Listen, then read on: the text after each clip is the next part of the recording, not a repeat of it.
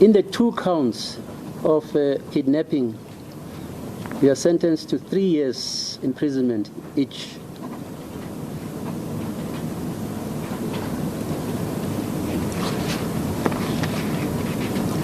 But these 2 counts, the sentence of 3 years in respect of each will go concurrently. That the duality of the sentence therefore means that for the kidnapping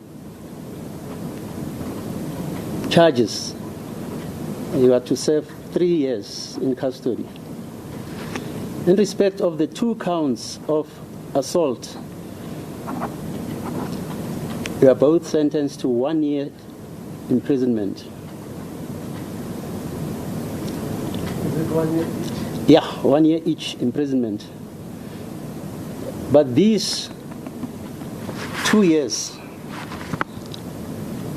are ordered to go concurrently with the 3 years of the kidnapping charges.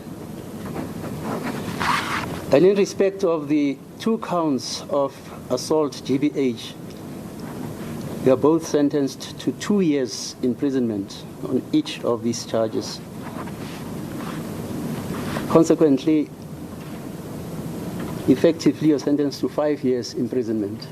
After almost 6 years in the court gallery, the family of Oupa Ramogibe finally gets some justice.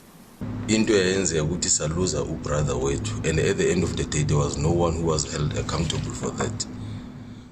We lost our brother. At the end of it all, still nobody has been held to account for it. But we are happy with the 5-year sentence for those other things. We're going to leave it all to God. Then okunye nokunye cha ayeke sakhuluma sekuNkulunkulu ozazi ukuthi kwenzakalani. But immediately the defense fired another salvo. Both launched applications for leave to appeal their conviction and sentence. Mdluli's lawyer argued that Alice Manana, a friend of Mdluli's customary wife, who gave evidence, was a sworn enemy of his client. Alice has got big problems because Alice is a sworn enemy of my client. My client was married to the late T.D. Mthunzi. Alice was a friend to the late T.D. and by necessary implication or extension, a family to the family of Mdluli and Mthunzi. She would visit them where they were staying. But look how treacherously she behaves. She literally goes and sells him out.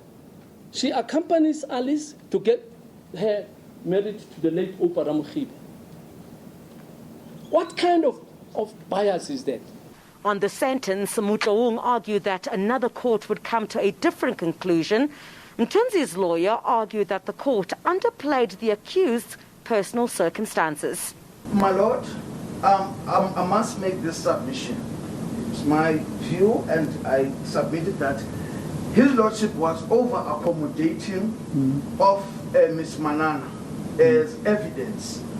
And in the course of doing that, might or erred in adopting the correct approach in dealing with the contradictions. But the state was not buying it. There she's a single witness. The state don't have a problem there. We argued that extensively. But in that regard, if one is to take into account the totality of the evidence which was presented, and you work with the probabilities and improbabilities which this court did, can it then be stated that there was no corroboration for the evidence of Alice Manana, even if she can be criticized in some way with, or in some manner with regard to a contradiction or contradictions? And then the writing was on the wall. I've come to the conclusion that on these facts which I have found the accused before court guilty, and in the manner I sentence them, no other court can come to a different conclusion. In my view, there are no prospects that an appeal on these facts can be sustainable.